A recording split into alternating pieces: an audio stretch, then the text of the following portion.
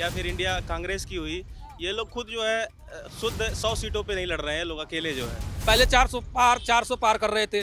अभी हमारे भाई साहब आ गए 300 पे। तो जिनकी अपनी अब जमानत की गारंटी नहीं है, वो पूरे देश की जो गारंटी ले रहे हैं, वो कहाँ तक सार्थक हो पाएगी। केजरीवाल जी हैं झूठ की किताब। अब उनको चाहिए उपराज्यपाल को इनको कर दे, बर्खास्त कर दे। दिल्ली में कोई चेंज नहीं दिखाई दे रही। दिल्ली में चाहिए डबल इंजन की सरकार। पूरे इंडिया में अगर आप दिल्ली के स्कूल जैसे स्कूल दिखा दो बीजेपी के राज्यों में, तो मैं बीजेपी को वोट करूंगा। आप मोहल्ला क्लिनिक में जाइए, मोहल्ला क्लिनिक में दवाइयाँ नहीं है। मेरी अपनी वाइफ का फर्जी टेस्ट दे दिया, जिसकी वजह से हम लोग झेल रहे हैं उस चीज़ को। इंडिया गठबंधन की सरकार आ जाती है ना, तो आधी से ज्यादा बीजेपी आपको जेल में दिखाई देगी और सभी घोटालेबाज दिखाई देंगे। इंदिरा गांधी ने जब आपातकाल लगाया था, तब थी तानाशाही। खालिस्तानी लोगों से चंदा मिलने का भी अभी प्रमाण जांच चल रही है जो है। अभी मिलता है तो उनको फिर से जेल जाना पड़ेगा।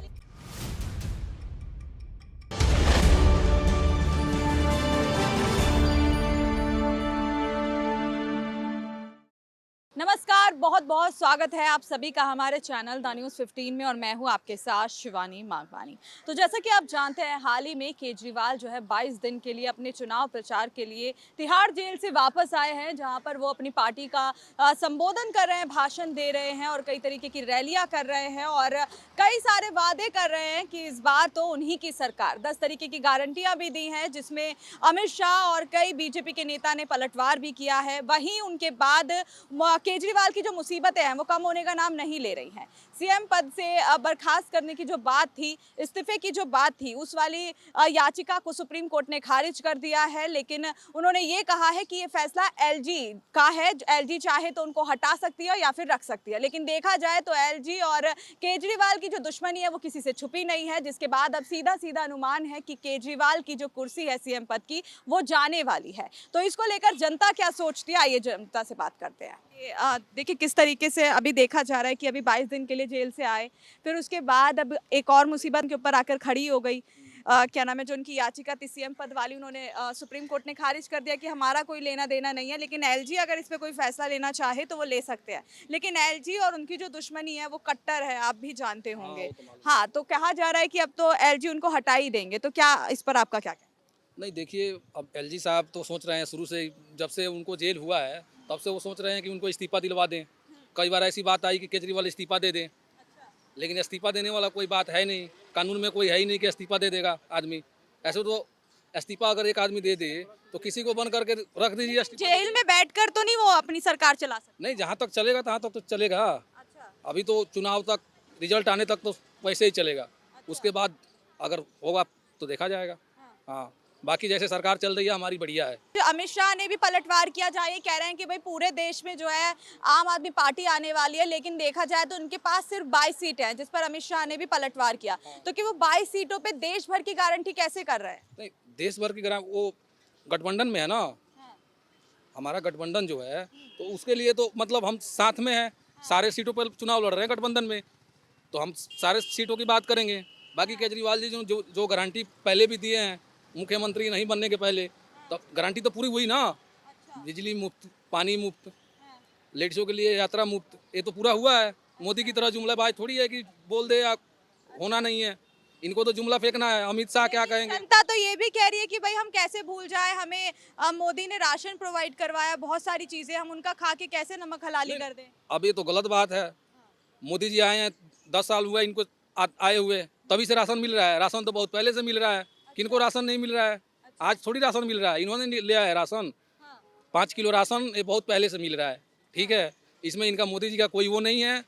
इनका जो भी कहना है कहे, लेकिन जनता सब जानती है इनको कुछ होने वाला नहीं है।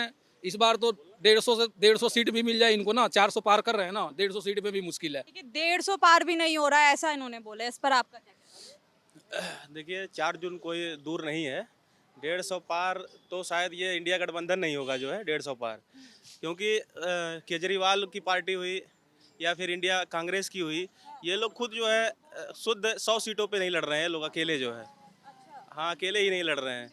ये सब जो है 400 पार जो बीजेपी ने बोला है, तो 400 पार तो नहीं, लेकिन इनका पूर्ण बहुमत आएगा जो है वो 300 सवा 300 सीटें जो है इनका एनडीए गठबंधन का पूर्ण तरीके से आएगा। इन्होंने जो वादे किए थे अपने मैक्सिमम वादे पूरे किए हैं। ऐसा नहीं है, सब कुछ तो नहीं किया, लेकिन 90% वादे इन्होंने पूरे किए हैं अपने जो है। तो जनता जो है थोड़ी सी नाराजगी है, लेकिन उसकी फिर भी जो है कोई विकल्प नहीं है देश में, मोदी के अलावा कोई आप विकल्प बहुत मुस्कुरा रहे हैं, मैं आपसे दोबारा जवाब करूंगी। अब आप यही देख लीजिए, अभी 2 दिन पहले 400 पार कर रहे थे, अब 300 पे आ गए। अब 7वें चरण जाते जाते 200 के नीचे आ जाएंगे। 150 से 160-70 यही सीट इनको मिल रहा है। पहले 400 पार कर रहे थे, अभी हमारे भाई साहब आ गए 300 पे। चलिए, इसका जवाब मैं हाँ, उनसे जवाब ले लूंगी। देखिए, अभी क्या लग रहा है, कंफ्यूजन आ गया है क्या थोड़ा माइंड में? अभी चौथा चरण आज हो गया है और सर जैसे डगमगा गए हैं अपनी बातों से, तो क्या इसको हम कंफ्यूजन कहें, क्या डर कहें? नहीं, इन सर का तो यही कहना है कि शुरू से कि 320 330 सीटें मिनिमम आ रही है, ठीक है। बट जैसे कि हवा है 400 प्लस की सीट, तो मेरा तो ये मानना है साफ सीधा सीधा कि 428 सीटें आएंगी आएंगी। और रहा इंडी गठबंधन, तो उसको 150 सीटें भी आ जाएं तो ये बहुत बहुत बड़ा अचीवमेंट होगा उनके लिए। फिर ये कैसे इतने पूरे देश को चलाने की बात कर रहे हैं? 10 गारंटियां जो दी हैं अभी केजरीवाल ने, वो काफी चर्चाओं में है, पूरे देश की वो बात कर रहे हैं, तो कैसे 22 सीटों पे वो देश की बात कर रहे हैं? क्या कहेंगे? मैं ये कहना चाहूँगा, जिसकी अपनी खुद की गारंटी नहीं है कि वो जेल से पूरी जमानत के साथ वापस बाहर आएगा या नहीं आएगा, 2 तारीख को जैसे कि सबको पता है कि वापस उनको तिहाड़ वापस जाना होगा, तो जिनकी अपनी अब जमानत की गारंटी नहीं है, वो पूरे देश की जो गारंटी ले रहे हैं वो कहाँ तक सार्थक हो पाएगी। अच्छा हाँ, जी, आप कुछ कहेंगे? केजरीवाल जी हैं झूठ की किताब। अब उनको चाहिए उपराज्यपाल को इनको कर दे, बर्खास्त कर दे। ऐसा ढोंगी आदमी मैंने कहीं आज तक नहीं देखा। ये हर मोर्चे पे विफल है ये सरकार। ना दिल्ली में कोई चेंज नहीं दिखाई दे रही, दिल्ली में चाहिए डबल इंजन की सरकार। आप कभी दिल्ली के गवर्नमेंट हॉस्पिटल में गए हो, जो स्कूल में गए हो? पूरे इंडिया में अगर आप दिल्ली के स्कूल जैसे स्कूल दिखा दो बीजेपी के राज्यों में, तो मैं बीजेपी को वोट करूंगा। ये चैलेंज है आपको। हॉस्पिटल दिखा दो, पूरे इंडिया से लोग दिल्ली में आते हैं अपना इलाज कराने, सब आ रहे हैं, ठीक है। केंद्र के अस्पताल है, वहाँ आ रहे हैं, मैंने देखा है। जो उधर राम मनोहर लोहिया एम्स में सारा राम मनोहर लोहिया में ना, सुनो राम मनोहर लोहिया में ना सारी दवाई बाहर से आती हैं, सबके लिए पैसे देने पड़ते हैं, वहाँ पे इलाज ढंग से नहीं होता। केजरीवाल के किसी भी हॉस्पिटल में चलाओ, सब कुछ फ्री मिलेगा और वर्ल्ड क्लास फैसिलिटी मिलेगी, ओके। और केजरीवाल ने अपनी 90% जो गारंटी दी थी ना, वो पूरी करी है और वो आगे भी पूरी करेगा। दिल्ली के जितने भी अस्पताल हैं, वहाँ के स्टाफ से बात कीजिए, डॉक्टर से बात कीजिए, कितने कितने महीनों की सैलरी उनको नहीं मिली है। आप मोहल्ला क्लिनिक में जाइए, मोहल्ला क्लिनिक में दवाइयाँ नहीं है, जो उसमें जो टेस्ट का घोटाला है उसके बारे में बात कीजिए। फर्जी टेस्ट होते हैं। मेरी अपनी वाइफ का फर्जी टेस्ट दे दिया, जिसकी वजह से हम लोग झेल रहे हैं उस चीज़ को, हम झेल रहे हैं। स्कूलों की बात कर रहे हो, स्कूलों में अभी पीछे वो जो फूड पॉइजनिंग हुई थी जिसमें 6-7 बच्चे मर गए थे, पूरा हाहाकार मच गया था, वो किसका? ऐसा कौन सा नेता है जो करप्ट नहीं है? बीजेपी में सारे नेता आके मतलब वो सही हो जाते हैं, वॉशिंग मशीन में धुल जाते हैं। हेमंत बिस्व शर्मा, जिस पे हजारों करोड़ का वो था घोटाला, वो बीजेपी में आया, उसको क्लीन चिट मिल गई। जितने भी कोई भी नेता भ्रष्टाचारी बीजेपी में आएगा, उसको क्लीन चिट मिल जाएगी। मैं कह रहा हूँ, किसी का मुकदमा वापस नहीं लिया गया अभी तक, मतलब मुकदमे अभी चल रहे हैं उनके। वो आए जरूर बीजेपी में, देखिए नेता है तो मतलब कि ये चलता रहता, दल बदलू, पार्टी बदलना चलता रहता है इनका, कभी कांग्रेस कभी बीजेपी। नेता हैं तो कोई स्थिर थोड़ी रहेंगे, लेकिन इनके केस ऐसा नहीं, किसी का केस विड्रॉ नहीं किया गया, ये चेक कर सकते हैं, फैक्ट चेक कर सकते हैं। किसी का केस विड्रॉ नहीं किया, सबका केस चल रहा है जो है इस मामले में। और अभी देखिए इनका जो उत्पाद नीति में मनी लॉन्ड्रिंग का जो इनका केस आया है, अभी शराब घोटाले में फंसे थे, फिर मनी लॉन्ड्रिंग में इनका दूसरा केस आया है। अब ये तो निर्णय उपराज्यपाल करे, सुप्रीम कोर्ट ने कह दिया है कि उपराज्यपाल निर्धारित करेंगे केजरीवाल को बर्खास्त किया जाए या नहीं। केजरीवाल बर्खास्त हो सकते हैं इसमें, उपराज्यपाल के स्वविवेक पर निर्भर करता है। अगर इंडिया गठबंधन की सरकार आ जाती है ना, तो आधी से ज्यादा बीजेपी आपको जेल में दिखाई देगी और सभी घोटालेबाज दिखाई देंगे। जिसकी सरकार उसका डंडा, ठीक है। नहीं, देखिए केजरीवाल तो जेल तो जा ही चुके हैं जो है। बाकी राहुल गांधी बेल पे घूम रहे हैं, सोनिया गांधी बेल पे घूम रही हैं, ये लोग सब पैरोल या बेल पे हर कोई घूम ही रहा है, तो जेल के चक्कर ये तो काट ही चुके हैं। तो ऐसा नहीं है कि ये दूध के धुले हुए हैं लोग हैं जो है, विपक्ष के लोग। आपको बता दूं, 4 जून के बाद भ्रष्टाचार में कार्रवाई तेज होगी। पीएम ने सोच लिया है 100 दिन में क्या करना है, और हमारा भारत अब तीसरी शक्ति बनेगा और विश्व गुरु बनेगा। आने वाली 21वीं सदी भारत की सदी होगी। और क्या लग रहा है? देखिए, कह रहे हैं कि भाई बीजेपी आएगी। आप कह रहे हैं आप आएगी, तो उसके बारे में मैं आपसे थोड़े रीजन कंफर्म नहीं कह सकते, पहले की तरह तो नहीं आएगी, कांटे की टक्कर है इस टाइम दोनों में, इंडिया गठबंधन में और बीजेपी में कांटे की टक्कर है। गठबंधन 120 सीटों के आसपास सिमट रहा है। नहीं नहीं, दोनों में कांटे की टक्कर है और सरकार किसी की भी बन सकती है। तारीफ है तो, लेकिन आप आम आदमी पार्टी के किनारे बिल्कुल कर रहा हूँ, लेकिन कांटे की टक्कर है, ये नहीं है कि एक तरफा का मुकाबला है। दिल्ली सरकार ना कूड़े के पहाड़ हटे हैं, ना यमुना की सफाई है, ना बसों की समस्या हल हो रही है। एमसीडी में अभी आई है केजरीवाल की सरकार, पिछले 25-30 साल से बीजेपी की सरकार थी एमसीडी में, तो उसको ये काम करना चाहिए था। केजरीवाल की सरकार अभी आई है तो वो हटाएगा धीरे धीरे, पहले से कम हो गया है। अभी थोड़ी आई है, 10 साल हो गया। किसको? एमसीडी में नहीं आई है ना, एमसीडी में एक डेढ़ साल, हो गया उनको टाइम। 1 साल हुआ है, 1-1.5 साल हुआ है। उसमें भी मेयर के चुनाव नहीं होने दे रहे बीजेपी वाले, मेयर बनने ही नहीं दे रहे बीजेपी। मेयर तो आम आदमी पार्टी की ही है जी, शैली ओबराय तो आम आदमी पार्टी की मेयर। दोबारा से चुनाव होने देना, चुनाव नहीं होने दिए वो पहले ही है, वो कैसे फिर वहाँ पे जश्न मना रही है आम आदमी पार्टी के ऑफिस में? तो केजरीवाल आया है ना, तो इसलिए जश्न बना रही है। वो मेयर है, आप शायद इन्फॉर्मेशन नहीं है। जब से ये छूटे हैं, हवा में उड़ रहे हैं और इतना झूठ बोल रहे हैं कि मेरे 2 जून के बाद बिजली पानी आपका फ्री बंद हो जाएगा। बीजेपी ने कह दिया है यदि हम आएंगे दिल्ली में तो बिजली पानी जो सुविधा मिल रही है वो मिलती रहेगी। देखिए, अभी जिस तरीके से जो देखा जा रहा है कि एलजी के हाथों में उनकी सीएम पद को सौंप दिया है, कहीं ना कहीं देखे तो क्या लगता है अगर उनको सीएम पद से हटा दिया जाता है तो सुनीता केजरीवाल अगला सीएम होने वाली है? देखिए, निस्संदेह केजरीवाल जी को तो सीएम पद से हटा देना चाहिए। अगला सीएम कौन होगा ये तो सुनीता केजरीवाल जो है वो किसी में नॉमिनेट तो है नहीं, तो मेरा नहीं मानना लगता कि सुनीता जी को केजरीवाल सीएम पद पे ला पाएंगे। तो सीएम पद पे कोई तीसरा ही आएगा और दिल्ली का इलेक्शन भी बहुत ज़्यादा दूर नहीं है, तो जल्दी ही मुझे लगता है उससे पहले भी हो सकता है दिल्ली में इलेक्शन देखने को मिल जाए। और फरवरी के में यदि बीजेपी ने ढंग से उम्मीदवार बढ़िया उम्मीदवार उतार दिए तो दिल्ली में भाजपा की सरकार विधानसभा में भी आएगी। ये 400 सीट की बात करते हैं। चंडीगढ़ में 8 वोटों की इन्होंने चोरी करी। देश में पहली बार ऐसा हुआ कि सुप्रीम कोर्ट में वोटों की गिनती हुई है और उन्होंने डिक्लेयर कराया कि बीजेपी ने बेईमानी करके जितवाया था चंडीगढ़ में। पहली बार देश में ऐसा हुआ है कि सुप्रीम कोर्ट की नज़रों के सामने वोटों की गिनती हुई है और ये 400 सीट की बात कर रहे हैं, 8 वोटों की चोरी कर रहे हैं।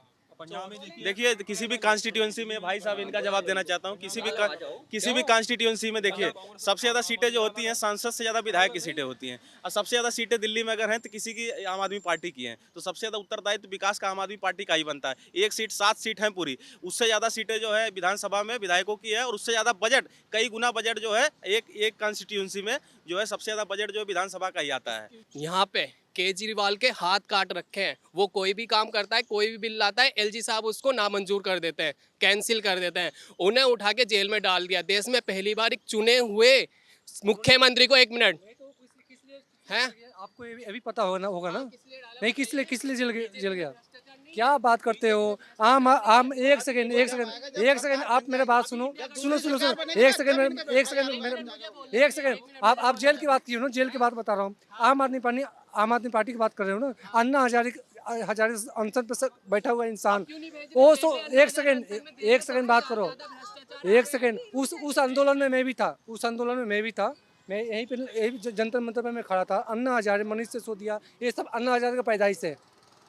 सुनो, इन्होंने बोला कि मैं देश के लिए आम जनता के लिए लड़ूंगा, मैं आम जनता के लिए लड़ूंगा। और यही नेता करोड़ों के घपला करते हैं। अपने महल जैसा घर बनाते हैं, अपने करोड़ों का घोटाला करते हैं, अपने रिश्तेदारों को खुद इन्होंने अपना हर तरह का सिक्योरिटी गार्ड लिया, गाड़ी लिया, बंगला लिया। अब बोलते हैं मैं कुछ नहीं लूंगा। ऐसे सीएम को तो घुट चुल्लू भर पानी में डूब मरना चाहिए। अन्ना जी की सर जी बता रहे हैं, सुनिए मेरी बात। अन्ना जी की सर जी बता रहे हैं कि अन्ना आंदोलन जो था वो उससे मतलब उसमें से केजरीवाल, हाँ बताइए हुआ था ये बता। अन्ना आंदोलन किस बिहार पे हुआ था? भ्रष्टाचार केजरीवाल ने सरकार में हुआ था। कौन सी सरकार में हुआ था? कांग्रेस की सरकार में था। तो आंदोलनों का उस टाइम सम्मान किया जाता था। उसके बाद भी अन्ना हजारे अपने वहां पर वो आंदोलन पे बैठे थे। उनके आंदोलन का क्या असर हुआ था देखा था? अपने आप जूस पीना पड़ गया उसको, क्योंकि ये लोग आंदोलन कुचलने वाले लोग हैं। पीछे साइड करके इन्होंने निकल गया। एक मनीष सिसोदिया, संजय सिंह, अन्ना हजारे, ये किसी भी नेता का नहीं है। जिसको मतलब कोई रामलीला मैदान में जो कांग्रेस के खिलाफ जो भ्रष्टाचार आंदोलन शुरू किया गया था 2G घोटाले के लिए, उसमें देखिए प्रशांत भूषण जी साथ में थे, कुमार विश्वास जी साथ में थे, लेकिन इन केजरीवाल ने उन लोगों के साथ भी दगाबाजी किया, उन लोगों को भी धोखा दिया। और देखिए कांग्रेस को पानी पी पी के गाली देने वाले केजरीवाल, लोग कहते थे मैं बच्चों की कसम खाता हूँ किसी के साथ बीजेपी के साथ गठबंधन कर लूंगा, लेकिन कांग्रेस के साथ कभी नहीं करूंगा, कांग्रेस धोखेबाज पार्टी है, ये है। आज ये बताइए वो सारी कस्में वादे सब झूठे हो गए, आज इनको तानाशाही दिखने लगी। आप ये बताइए राजनाथ सिंह की मैं आपको बात बताता हूँ, जब इमरजेंसी थी सन 1975 में, उस टाइम पे राजनाथ सिंह जी की माता जी जो है बहुत बीमार थी, उस टाइम पे उनको जो है जमानत नहीं मिली थी। आप सोचिए केजरीवाल को छोटे से इसमें भ्रष्टाचार के केस में प्रचार प्रसार करने के लिए कोई जमानत मिल गई जो है। तो बताइए तानाशाही कांग्रेस के समय में थी, आज बीजेपी के समय में तानाशाही होती तो केजरीवाल को कभी जमानत नहीं मिलती, कभी जमानत। अगर इंडिया गठबंधन की सरकार आती है ना, तो देश का सबसे बड़ा भ्रष्टाचार का मुद्दा पता है क्या है? इलेक्टोरल बॉन्ड सबसे बड़ा। तानाशाही, सुनिए तानाशाही का जवाब दे दीजिए पहले, अभी तानाशाही है, फिर उसके बाद इलेक्टोरल बॉन्ड पे बात करें। आप रूस एक डेमोक्रेटिक देश है, उसी तरीके से जैसे रूस में पुतिन के अलावा किसी की सरकार नहीं आ सकती ना, अगर इस बार बीजेपी की सरकार आ गई तो आगे ऐसा ही होगा। सिर्फ नाम का डेमोक्रेटिक देश रह जाएगा, बाकी ये रूस की तरह हो जाएगा। जैसे रूस में पुतिन के सामने कोई भी खड़ा होता है ना, उस किसी को गोली मार दी जाती, किसी को कुछ कर दिया जाता है हमेशा। एक मिनट हमेशा रूस में जैसे पुतिन की सरकार आती है ना, ऐसे ही फिर यहाँ पे हो जाएगा। आप देखिए जितने भी विपक्ष के नेता हैं, हर किसी के घर ईडी के छापे पड़ रहे हैं, सीबीआई के छापे पड़ रहे हैं, किसी एक सिटिंग मुख्यमंत्री को आप जेल में डाल दे रहे हो। झारखंड के मुख्यमंत्री को आपने जेल में डाल दिया कि सारे भ्रष्टाचारी क्या विपक्ष में? बीजेपी में कोई नहीं है, बीजेपी में तो सबसे ज्यादा भ्रष्टाचारी हैं। बताइए। देखिए पहले तो इनकी बात का करेक्शन करूंगा कि रूस में लोकतंत्र नहीं है, डेमोक्रेसी रूस में नहीं है। रूस में जो है अभी गूगल पे पता लग जाएगा, डेमोक्रेसी है नहीं है। आप सर्च कर लेना, ठीक है? मैंने सर्च कर रखा है, हाँ, मैंने पढ़ा आप है, एक बार सर्च करना, ठीक है? और जहाँ तक इनकी ये बात है कि तानाशाही है यहाँ पे, तानाशाही अगर यहाँ होती ना तो आप यहाँ के खड़े नहीं होते। तानाशाही क्या होती है आप अपने पिताजी से पूछना, अपने दादाजी से पूछना कि जब इंदिरा गांधी ने जब आपातकाल लगाया था तब थी तानाशाही।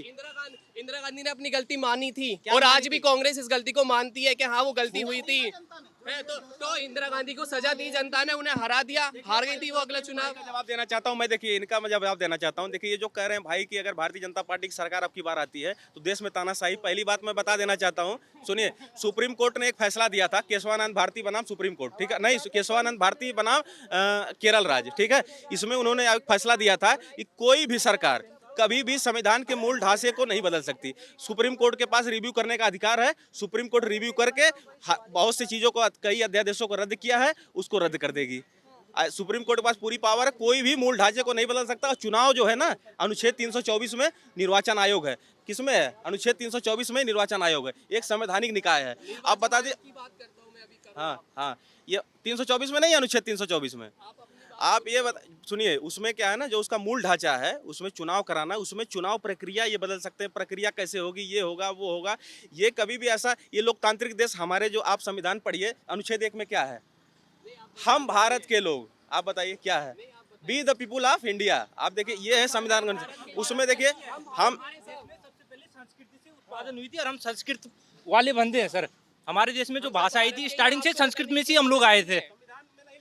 जो मैं बताया हूँ, हम भारत के लोग संविधान में नहीं है। आप लोग ये बताइए कि और ये बताइए संविधान में लोकतंत्र संप्रभुता संपन्न राज्य की कल्पना नहीं, ये नहीं लिखा हुआ है। लोकतंत्र, जब संविधान के मूल ढांचे में लोकतंत्र है, उसको कैसे कोई हटा सकता है? इसका मतलब आप सुप्रीम कोर्ट को नहीं मानते, आप संविधान को खुद नहीं मानते। बीजेपी सुप्रीम कोर्ट को नहीं मानती। मैम इनकी बात का जवाब देता हूँ, बीजेपी सुप्रीम कोर्ट को नहीं मानती। सुप्रीम कोर्ट के कितने ही आदेश बीजेपी ने पलट दिए। चुनाव आयोग की केजरीवाल सुप्रीम कोर्ट में केस जीता था कि जो बड़े बड़े अधिकारी हैं उनकी ट्रांसफर वगैरह की पोस्टिंग उसके हाथ में, तो सुप्रीम कोर्ट ने केजरीवाल के हक में फैसला दिया। बीजेपी ने क्या करा, अध्यादेश लाके सुप्रीम कोर्ट का फैसला ही बदल दिया। एक दूसरा, सुप्रीम कोर्ट ने फैसला दिया कि चुनाव आयोग की जो अधिकारी की जो नियुक्ति है ना, उसमें 3 लोग होंगे, एक तो नेता विपक्ष, एक सत्ता का, एक प्रधानमंत्री और एक सुप्रीम कोर्ट, 3 लोग होंगे, चीफ जस्टिस ऑफ इंडिया। अब इन्होंने दिया जिससे कि एक सही इंसान को नियुक्त किया जाए चुनाव आयोग में। बीजेपी ने क्या काम करा, अध्यादेश लाके उसमें से सुप्रीम कोर्ट को ही बाहर कर दिया कि सुप्रीम कोर्ट चुनाव के उसमें अब रहेगा ही नहीं इंक्लूड। ठीक है, दूसरा ये हुआ। अब तीसरा, ये इलेक्टोरल बॉन्ड लाए थे, सुप्रीम कोर्ट ने क्या कहा, ये एक असंवैधानिक संस्था है, ये मतलब एक तरीके से पूरी तरीके से भ्रष्टाचार है। सुप्रीम कोर्ट ने उसको रद्द करा। और बताइए, सुप्रीम कोर्ट को हम नहीं मानते या बीजेपी नहीं मानती? देखिए ये जो बोल रहे हैं सुप्रीम कोर्ट ने या इसको इलेक्टोरल बॉन्ड को असंवैधानिक बताया था, ऐसा कुछ नहीं किया था। और एक सेकंड देखिए संविधान, देखिए जो भारतीय संविधान है उसका अनुच्छेद 368 है। मैं बता दूं, जो भारतीय संविधान है उसका अनुच्छेद 368 है, जिसमें संविधान संशोधन करने की क्षमता है। और सुनिए, हम किसी भी चीज को जो है ना अध्यादेश लाके सुप्रीम कोर्ट के फैसले को बदल सकते हैं, लेकिन सुनिए, सुप्रीम कोर्ट के फैसले को बदलना और संविधान के मूल ढांचे को बदलना दोनों में बहुत बड़ा फर्क है। संविधान का मूल ढांचा नहीं बदल सकते। सुप्रीम कोर्ट का फैसला बहुत बार इन्होंने बदला है, कांग्रेस सरकार ने बदला है, अध्यादेश लाके बहुत से फैसले ऐसे हैं जो इन्होंने किया है, ऐसा नहीं है, सभी ने बदला है। हाँ, इलेक्टोरल बॉन्ड की जो बात है, देखिए इलेक्टोरल बॉन्ड में ऐसी कोई पार्टी नहीं है जिसने चंदा ना लिया हो। देखिए जिसकी सरकार होती है उसको चंदा देने वाले बहुत से लोग होते हैं, लोगों की आस्था जुड़ी होती है, लोगों ने वोट दिया है, हर चीज है। ऐसा नहीं कांग्रेस को चंदा नहीं मिला, कांग्रेस को भी 600-700 करोड़ रुपए की चंदा मिले, आम आदमी पार्टी को जो है 200 करोड़ रुपए, और नहीं तो इनके जो तब वहाँ खालिस्तानी लोगों से चंदा मिलने का भी अभी प्रमाण जांच चल रही है, जो है अभी मिलता है तो उनको फिर से जेल जाना पड़ेगा। देखिए अभी तो समय की कमी होते हुए मैंने अभी इन लोगों की राय जान ली है आज के मुद्दों पे, लेकिन समय की कमी होते हुए मैं कम शब्दों में लोगों से जानना चाहूंगी कि वो अगला पीएम किसे चाहते हैं, क्योंकि चौथा चरण भी हो गया, 3 अभी बाकी बचे हैं। तो एक एक करके मैं सबसे सवाल ले लेती हूँ जी, बस कम शब्दों में बताइएगा अगली इस बार कौन सी सरकार? बीजेपी की। हमारा राहुल गांधी प्रधानमंत्री बना रहे हैं हम इस बार, कांग्रेस। अब की बार मोदी सरकार, जय श्री राम। अब की बार मोदी सरकार। इंडिया गठबंधन, इंडिया गठबंधन। कांग्रेस। बीजेपी में बीजेपी। मैं तो 17 को हूँ पे, 17 साल का हूँ मैं, तो वोट कौन दे सकता? कोई आ जाओ, कोई दिक्कत नहीं, बीजेपी आनी चाहिए। कांग्रेस कांग्रेस कांग्रेस इंडिया गठबंधन। अब की बार 400 पार, बीजेपी। गठबंधन। भाजपा सरकार। राहुल गांधी मैम। इंडिया गठबंधन की सरकार आएगी और राहुल गांधी पीएम बनेंगे। राहुल गांधी बनेंगे। चलिए, तो आपने देखा जो प्रतिक्रिया मिली है वो मिली जुली मिली है सर्वे के अकॉर्डिंगली, और जो टक्कर है वो देखने को मिल रही है। और जो चुनाव है वो बहुत दिलचस्प होने वाला है, क्योंकि चौथा चरण आज हो गया है, 3 अभी बाकी है। तो अब देखना होगा कि कौन जो है इस बार बाजी मारता है, क्या बीजेपी दोबारा आएगी या फिर जो इंडिया गठबंधन अपनी ओर से बड़े बड़े वादे कर रहा है, दावे कर रहा है और लोग बोल रहे हैं कड़ी टक्कर है। तो क्या गठबंधन आएगा या बीजेपी? जानने के लिए बने रहे द न्यूज़ 15 के साथ शिवानी मांगवानी, कैमरामैन गौरव के साथ।